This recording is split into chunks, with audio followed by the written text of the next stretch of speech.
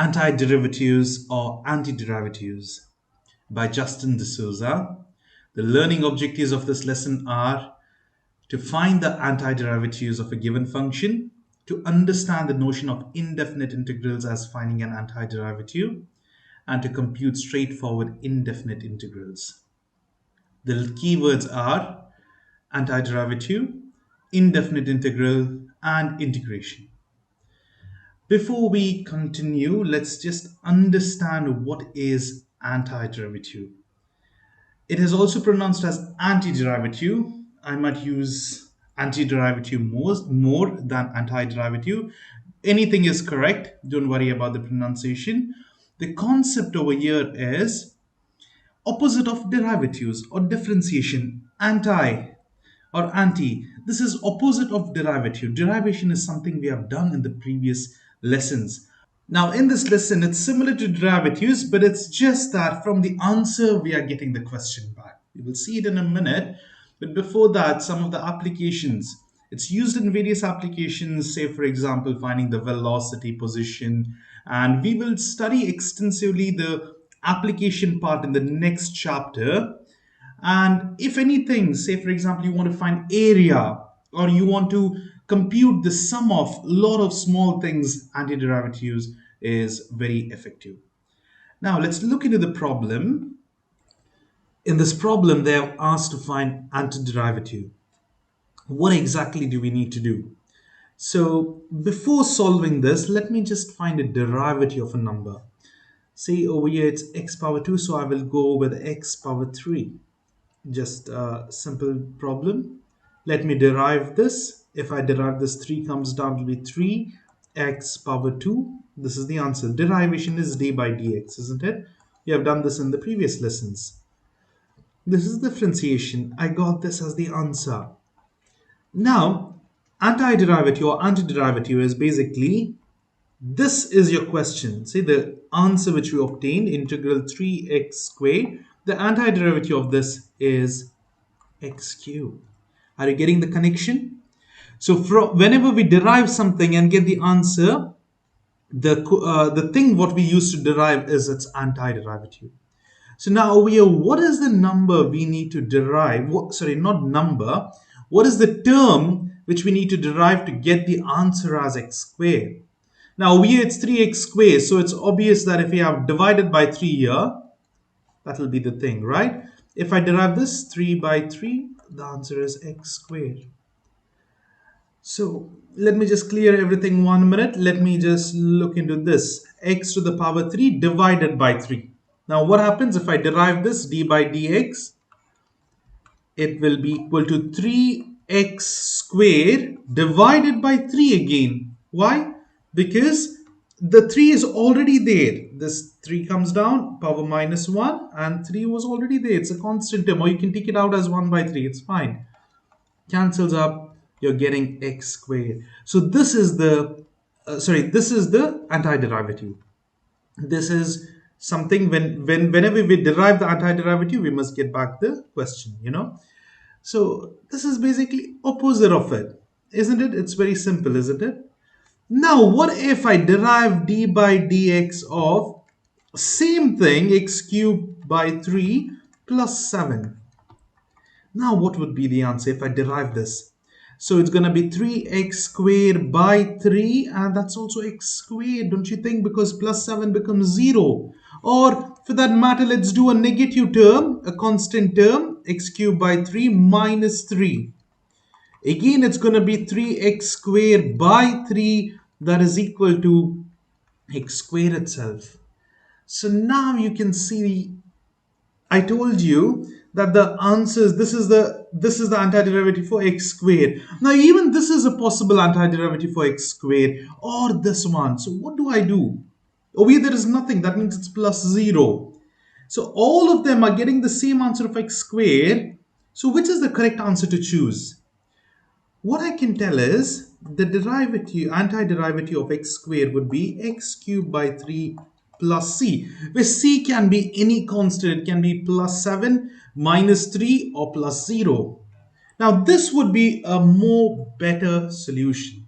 So now here, the antiderivative of x squared is simply x cubed by 3 plus c. I will come to the formula as well. There's a power formula, but this is just for your understanding, so I'm not directly jumping into the problem. This is why you write this plus c, because antiderivative of x squared can be this term, x cubed by 3 plus any constant term, any number. Now, if you look into the graph over here, the answer is very simple. We got the answer, that is 1 by third x cubed plus c, or x cubed by 3 plus c. So what we can understand here is antiderivative has a family of curves at different constant values. So the c can be any value, but still it is the antiderivative itself. Okay, antiderivative of x squared is a set of equations whose constant value can differ. That's the concept. Now here then we have a theorem where we add c. It's just telling, yes, find the antiderivation or integration. The process of finding antiderivative is integration. Now once you find, add a constant value plus c for any constant c. Okay, so that's the thing. Now constant of c is also called as constant of integration, and the process of finding the antiderivative is integration. Here then we have another problem. Now let me tell you a formula. So first let's derive x cube. Why did I take x cube? Is because over here we have x squared. So when we get the answer, it must be 1 more than the power. Okay, because when we derive this, it will be reduced to x squared, isn't it? Let's just take x squared and let's derive d by dx is what we have done previously in the previous lessons. Now here, what's going to happen? The 3 comes down, 3x power 2. Okay, this is the answer. So over here, I can directly write, okay, the answer is x cubed plus c, right? This is correct. This is the antiderivative. But let's understand more in this. Why do we write this? How can we directly jump to this? What's happening? Now let's first understand the derivative process. The formula for x to the power n is basically n into x n minus 1 divide, sorry, that's it. Okay, I got carried away and thought of integration. This is the answer. This is the power rule for derivatives, d by dx. I hope this is clear. This is the power rule for d by dx, derivatives. Now, antiderivatives is something opposite, right? So let's do the opposite thing. What do we do then? So integrals, we generally give as this term. It's a row symbol, just like this. Okay. And we have x to the power n, and we write dx. Always for integrals, we write it like this. Now, what do we do in this case? So it should not be minus 1, it should be plus 1. Okay, so let us write x n plus 1. And it should not be multiplied, it must be divided. But what do I divide it? N or n plus 1? I'll write n plus 1, then plus c. This is always there, okay? Now let me tell you why divided by n plus 1. Here what we do, first we multiply the n and then we subtract 1. So we must do the exact opposite. We must reverse it up. What was done second? That is minus 1 is the last term. So we need to add 1 first and then divide. We don't divide and then add 1. It is first over here we multiply and then subtract. Here first we add. Minus opposite is plus. First do that and then we divide. But what do we divide is n plus 1 itself. So in this case, 3x squared. Forget the 3 constant term for a minute, only the x variable term. Square, right? What's going to happen? Add the power by 1. 2 plus 1 divided by 2 plus 1 plus c. So what's going to happen? Here it is 3 and divided by 3 plus c. It's x cubed plus c. So that's why we get that answer. It's very simple once you start getting the formulas. So this is it. That's the answer. Let's solve a few more. Now I would suggest you all pause the video and solve these problems, the coming problems by yourselves. They are very, very straightforward problems. Now, when you're integrating this, again, it's the same thing. T to the power 6 by 6 plus c. That's it. There's nothing else. Now you can directly jump to the answer, it's fine because integration is very, very basic. So that's the answer. You can see this is the answer.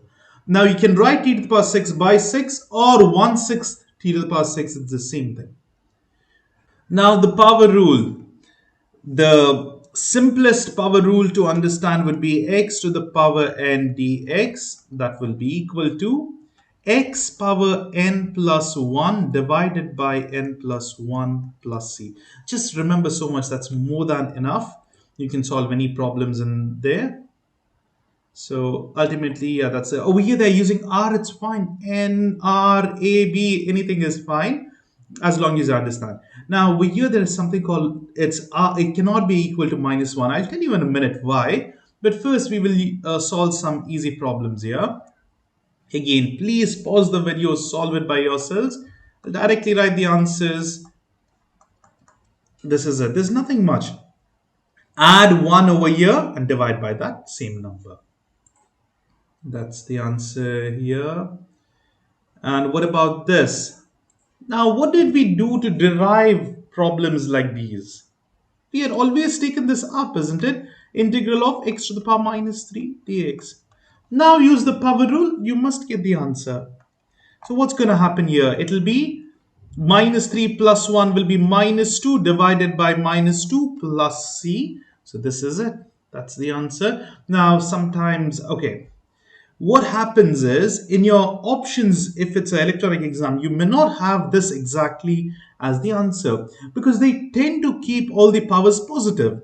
So what they usually do is they'll write -1 by 2 times 1 by x squared plus c. It's absolutely correct. Why? Because this power -2, when you take it down, it'll be opposite sign, it's positive. Here the same thing we did initially, right? X, the 1 divided by x cube. Take it up, it becomes minus power. This is the concept here. Now sometimes this is the correct answer, but you might also see -1 by 2x squared plus c. All are correct. All you're doing is just writing the denominators together and the negative sign upwards. It's all fine. Okay. So if you understood this, it's fine, but just make sure you know what is happening when it goes down. It just changes its power to positive. Whatever sign is the opposite sign, that's the only thing. So this is the answer. You can see it's -12 x to the power -2, but generally they might write it like this as well. Now what about this one? Please do try this by yourselves and then we will continue. We have done derivative of this in the previous lesson, so it's similar to it now. Don't write root, let's write it as power half dx. One second, I think so. I forgot to write plus c in the previous case. Please don't forget plus c. The plus c will be there for each answer of derivatives. Okay, please always write plus c. Now let's solve this up.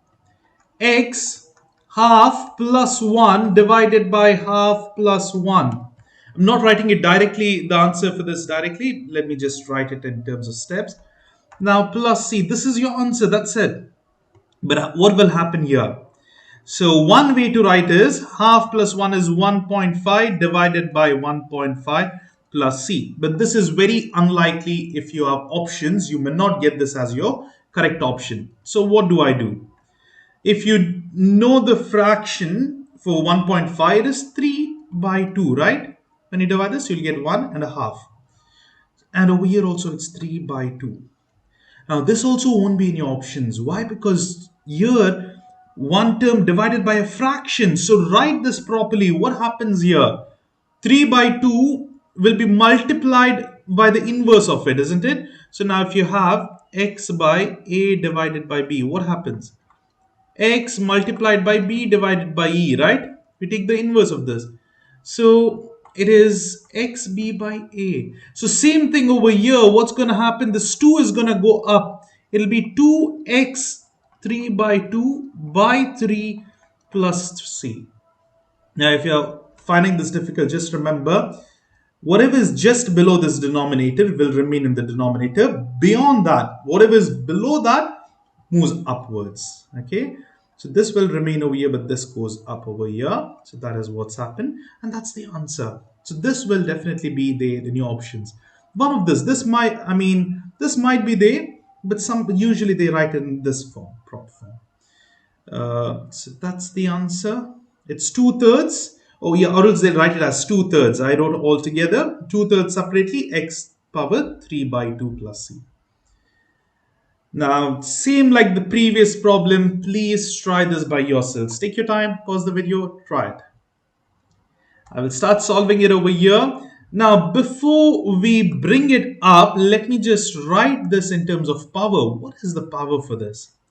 If you have a square like this is x 1 by 2. What if you have 3? It is x 1/3. Whatever is there over here is 1 by that term. If you have n, say any number, that will be x 1 by n. That's the concept here. So what happens over here is integral 1 by x 1/3 dx. Now this can be rewritten as, when we take it up, it will be x power negative 1/3 dx. Now apply the power rule of integrals or integration, or the process of finding the antiderivatives. So here it happens such that it will be x minus 1/3 plus 1. It will be positive 2/3. Again, minus 1/3 plus 1 plus c. Now here you will get x is positive 2/3 and here also 2/3 plus c. I just now told you this will be inverse, right? So I'll write it as inverse over here. 3 by 2 x 2/3 plus c. This is your final answer. So whatever is over here will be flipped and write it outside easily, and then whatever is up over here and plus c. But if this power was negative, it's better to take it downwards. So that's the answer. You can see it's 3 by 2 x 2/3 plus c, x to the power 2/3 plus c. Now here we have got some formulae. Formulas for the plural form of formulas. The basic one is cos. So integral of cos x is sin x. Easy to remember, but why? So if you know the derivative formulas, the formulas for integrals will be easier. We know derivation of sin x is cos x, right? So now we don't use this term, we use the second term, inverse. So integral of cos x must give us sin x. That is the concept. If you're thorough with differentiation, say d by dx of, let's say tan x. What is this formula? Derivative of tan x is secant square x. Okay. Now here what happens is this right side, integral of secant square x will be equal to tan x plus c. Please note there are no integral formulas for all the terms. Whichever term you want, there is no formula, but we can get it in different methods, which we'll learn later on. But for now, there are a set of formulas. So we will look at the different formulas. Before that, a quick reminder, please do subscribe to my channel. The reason why I always say is, because I say there's a difference, I can see more number of people are subscribing. First of all, thank you so much for that. But still, there are about 89% of all my viewers who don't subscribe to the channel. Whereas only 11% are subscribed. But this 11% means so much to me, and thank you so much, guys. And if you're already subscribed, please do consider liking and sharing my video with your friends, as they also can benefit from it. Now the formulas here.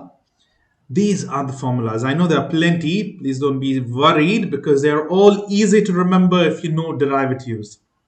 So let's see, for example, this e to the power x. Derivative of e to the power x was same, right? E to the power x itself. So it's just the same. But don't forget the plus c.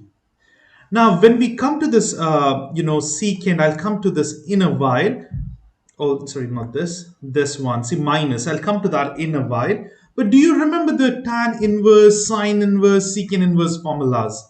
So derivative of tan inverse x we have studied was 1 by 1 plus x squared. Now here we have the second part, integral of 1 by 1 plus x squared. It will always be dx multiplied by dx. Will be tan inverse x plus c. So it's other way around now. So if you're thorough with derivatives, this formula shouldn't be hard.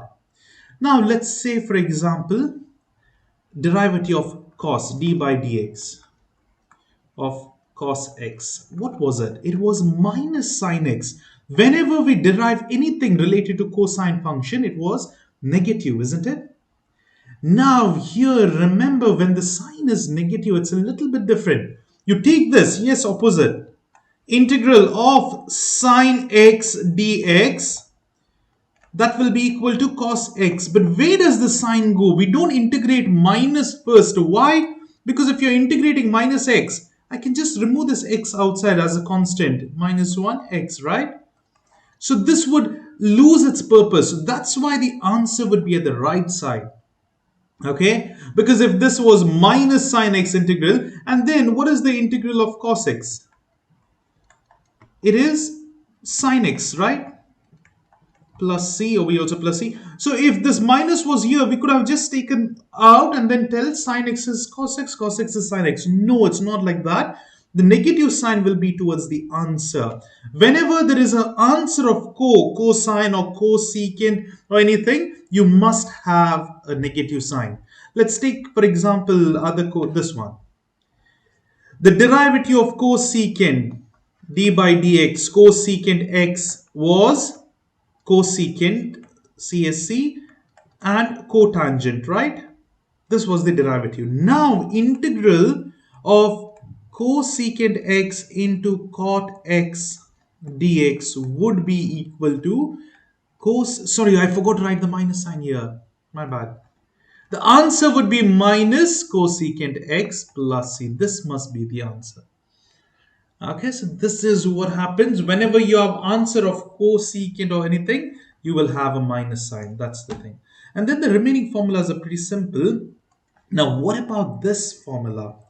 Here we have e to the power minus x dx integral. We know e to the power x is as it is. Yes. But when we derive e to the power minus x derivation d by dx, what is the answer? It is e to the power minus x, but then chain rule applies, minus 1 happens, isn't it? So it's minus e to the power minus x. So here we should know that there must be this as the integral and this would be the question. But I told whenever we have signs, we take it to the other side. So integral of e to the power minus x would be minus e to the power minus x because there was a chain rule, right? That's the reason. Please note there is no chain rule for integration. We have something called substitution by parts. We will learn it in the next lessons. But there's no chain rule. So you need to know what exactly happens and then trace it back. We will try some problems using these formulas. If you have many terms, I'll just give an example. With the example, I'll tell you what exactly this means.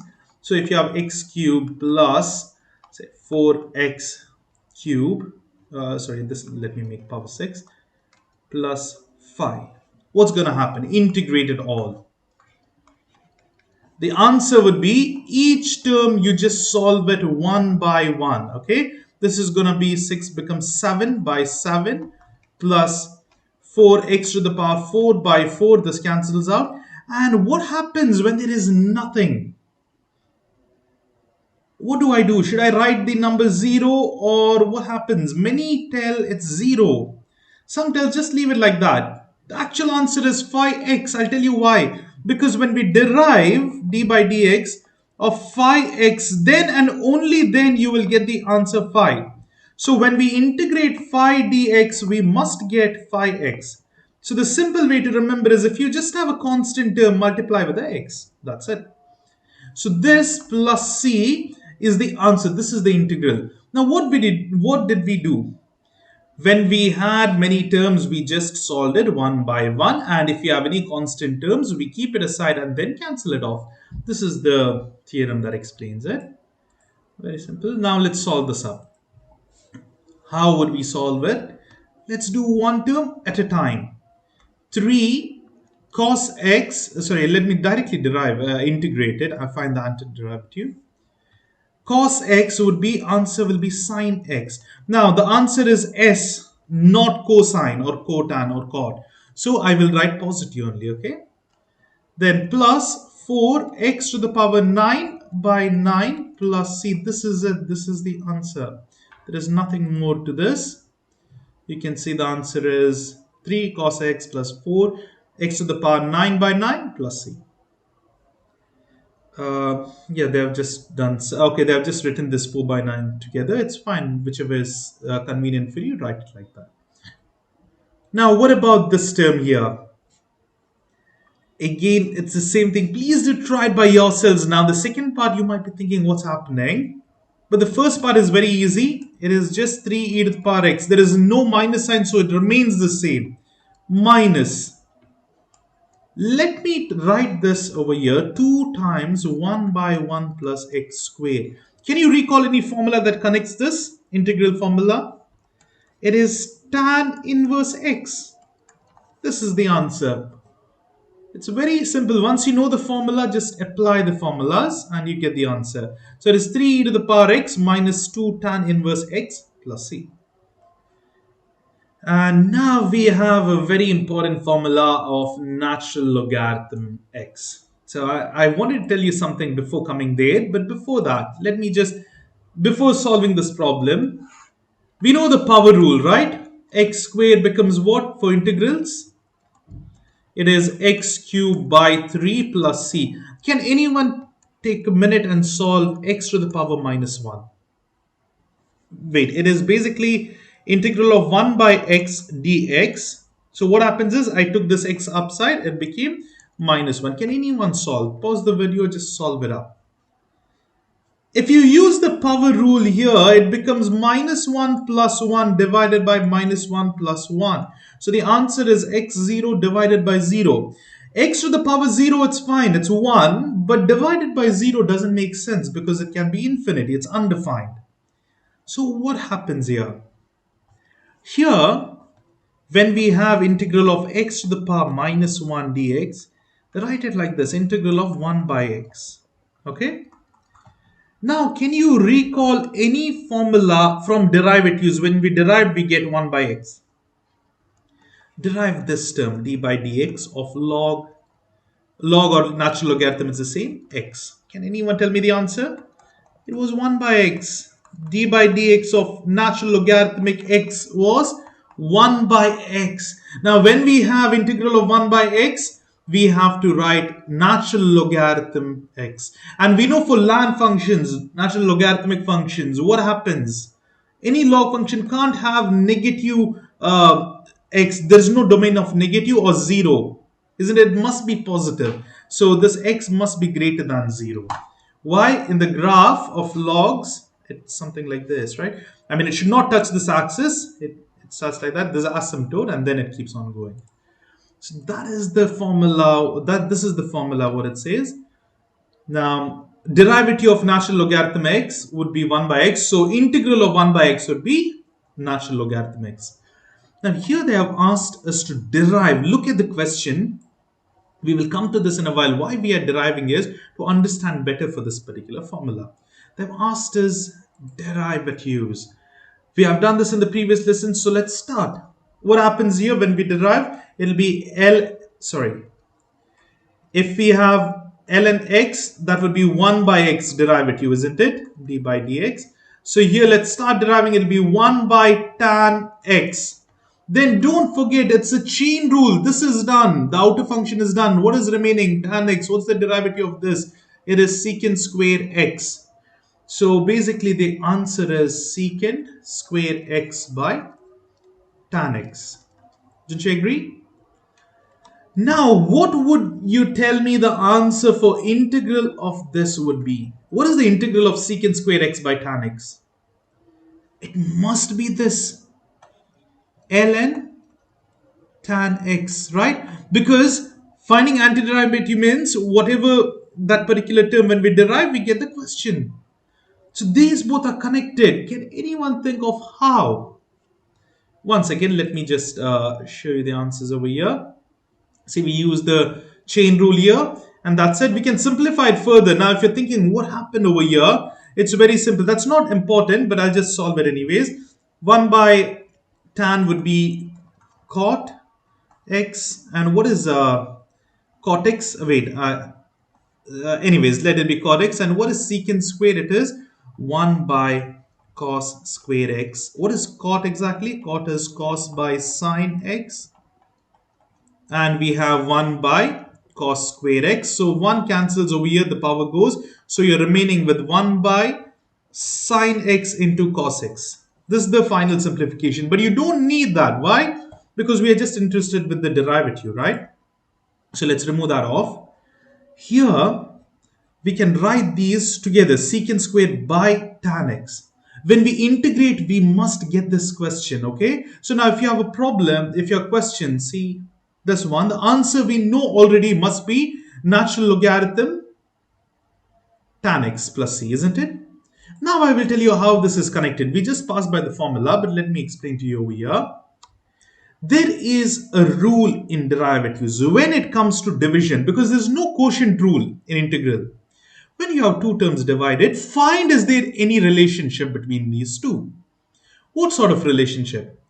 If you derive the denominator and you get this numerator, derivation, not integration, derivation, d by dx, for the denominator and you get the numerator, then the answer is directly ln f of x.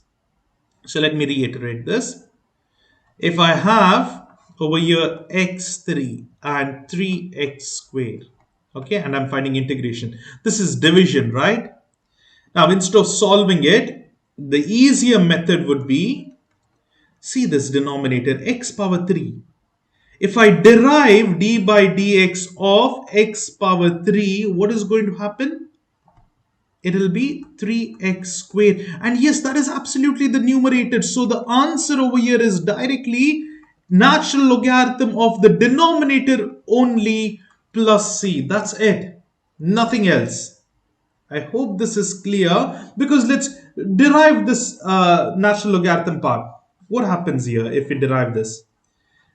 Let me do it over here. It will be 1 by x cube multiplied by the chain rule gives us that 3x squared in the numerator. So it is basically 3x squared by x cube. So whenever you derive the denominator and get this, don't write that in the answer. Only the denominator is enough. So here in this particular question, it's the same thing. Derivation of tan x, what is it? D by dx. The answer is secant square x, isn't it? Now here we have integral of a function f of x, where above term is the derivative of that. This dx, the answer is just natural logarithm of f of x plus c. Please remember, it's only f of x. Don't write the above term. Sometimes some students tend to get confused and they write this outside this. No, this term is not written anywhere. It's only the denominator. Why? Because this is created from the chain rule. That's why. This is not there in the original question.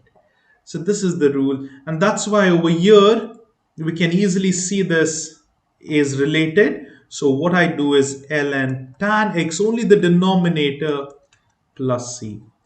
I hope this is all clear. The formula is there in the previous slide. This is the formula. Okay, I've written the same thing, and that's the main things in this lesson. Now let's just look into this question and see which all did we learn to solve in the previous section of this video. We saw power rule, we saw some formulas, but did we see any rule for secant x? No. There are some methods which we'll study in the next lessons. We can't solve all of them now. We have only studied few things. We did not study this. Okay, we have studied this power rule, simple. Now here, did we study this? We don't have division, but we have the rule of logarithm. Just now we did, right? Log thing. So we can apply the natural logarithm rule over here. This is very simple. Simplify and solve. This is FOIL method. This is also not done. Product rule. It's not done. We will study it later. So from the information what we received in the previous sections, in this particular lesson, we can solve A, C, D, and E. How about we solve them? Let's integrate them quickly. Here, A would be integral of, now this is basically square 1 divided by x squared, and this will always be divided by that number. It's 2 by thirds. Okay. So whatever square as it is, and this part, whatever is in the root part, radical, will always be divided dx. Now this is basically what? It is x to the power negative 2 thirds, sorry, 2 by 3, isn't it? Negative 2 by 3 dx. So let's solve this up. Here it'll be minus 2 thirds plus 1 divided by minus 2 thirds plus 1 plus c. The answer would be x positive 1 thirds divided by 1 thirds itself plus c. Now this can be rewritten as 3x 1 thirds plus c. Direct steps. We have done similar problem before. That's it. What about this part? C question would be, it is direct. X squared plus 1, derive this d by dx. You will get the answer of 2x. So it's directly given. The above, see, when we derive this, you're going to get the up term. So all you do is write ln of x squared plus 1 plus c. Now if you're thinking, okay, over here, even if it was x squared, it's same. Yes, that's why we are putting this constant out, right? That's fine. What about d term? D, just divide it. X cube, divide x, and over here, divide individually. Then integrate these off. So when we divide it, what's going to happen? It's going to be x square, integral of x square plus 1 by x into dx. Now integrate both of them. It will be x cubed by 3 plus ln x. Okay, don't forget to write these absolute value symbol. It just denotes that this cannot be negative. Or you can write a statement, x squared plus 1 must be greater than 0. That's all. Plus c. And last term, what we have is e. What do we do here? FOIL method. Multiply this throughout. It's going to be integral of x squared. See, I'll write it over here. X squared plus, sorry, minus x. X times x is x squared minus x, then again plus x minus 1. 1 squared is 1. So this cancels. You're remaining with x squared minus 1 basically dx. What is the answer here? It will be x cubed by 3 minus x, because 1 is a constant. We just write x plus c. So these are the answers, final answers for the derivatives which we know to derive. We only know a, c, d and e. A, C, D, and E. These are the ones we can solve. And the first one is 3x to the power 1 thirds plus C. These methods are the same thing. Next one was natural logarithm of x squared plus 1 plus C. See over here, they have removed this absolute symbol, and you can just write it as x squared plus 1 is greater than 0. That's also possible. And D1 is again simple. All you need to do is divide them individually and then solve it up. It was x cubed by 3 or 1 thirds x cubed plus natural logarithm, absolute value of x plus c. And last one was by the FOIL method, 1 thirds x cubed minus x plus c. So this is how we can easily solve all these terms. We cannot solve this as of now, but we will be solving in the next coming lessons. And now about position, velocity, and acceleration. This is the last part in this lesson. We have studied previously, when position was given, we can derive it and get velocity. And when we derive velocity again, we get the acceleration. So if we double derive position, we get acceleration. First we get velocity after deriving position, then we get acceleration. Now let's go back. In integrals, if we start with this side, the acceleration is given. We integrate it and then find velocity, and we integrate it and find position. But here, to find the actual values, the initial conditions must be given. That we will come to know in a problem. So whatever we did in the position, velocity and acceleration in the derivatives, we just do other way now. Acceleration, velocity and position. From the answer, we are coming back. Let's look into a problem here. So we have, if an object's downward acceleration is given by y double dash of t, that is equal to minus 9.8 meter per second, find the position function y of t. So from this acceleration, we need to find position. So acceleration is y double dash of t. When we integrate this, what is the answer? It's the velocity function. It will be one reduction. It's double derived. Sorry, that this lines are double derivation. This is single derivation we get because when we integrate, one is removed. So this is what happens, and this is velocity basically. So that is velocity. Now assume the initial velocity y dash of 0 is negative 30 meter per second and initial position is also given as 30,000 meters. This is important to find the c value. We will look into it in a minute, but for now, this is the given. So what we do, this is given the double derivative acceleration. What you need to do is derive it. Minus 9.8, derive this. What's the answer? Negative 9.8 x. Now it's given in terms of t, right, with respect to time. So the variable is t, that's the only thing, plus c. This is the velocity. Now whatever is over here is the velocity. Now here they have told the initial velocity is there. I'll just clear this off. Let me write it properly. Y dash of t is equal to, we just now solve the integral for this integrated, it will be negative 9.8 t plus c. This is very important to find the c value. Now, if there is no complicated functions like trigonometry or something like that, then whatever is given, if it's y dash, you can take the c value as minus 30 directly.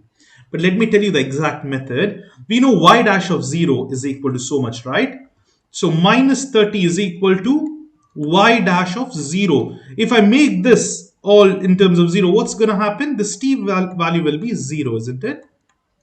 Plus c. Now when you solve it up, minus 30 is equal to, this is 0, only what's remaining is c. So this is the thing, it is minus 30 meter per second. So what I can do is, instead of writing the c over here plus c, I can easily substitute minus 30, sorry, minus 30. We don't write the constant, this is the answer. So now let's integrate y dash of t. What do we get? Y of t, this is the position, that is what we are asked to be solved. See, this is what we need to solve. And now let us solve it up. Minus 9.8 t squared by 2 minus 30t plus c.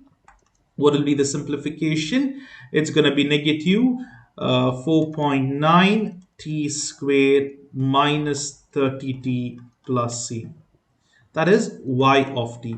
If you want the actual answer, you know the position is 30,000, so this will be 30,000. But how do we do that? We know the initial position, y of 0 is 30,000. So here it's going to be, t becomes 0 minus 30 times 0 plus c. All this will be equal to what? Y dash of 0 is equal to 30,000. So c will be 30,000. Therefore, here y of t, the position function, what we need to solve is negative 4.9 t squared minus 30t, this is 4, plus 30,000.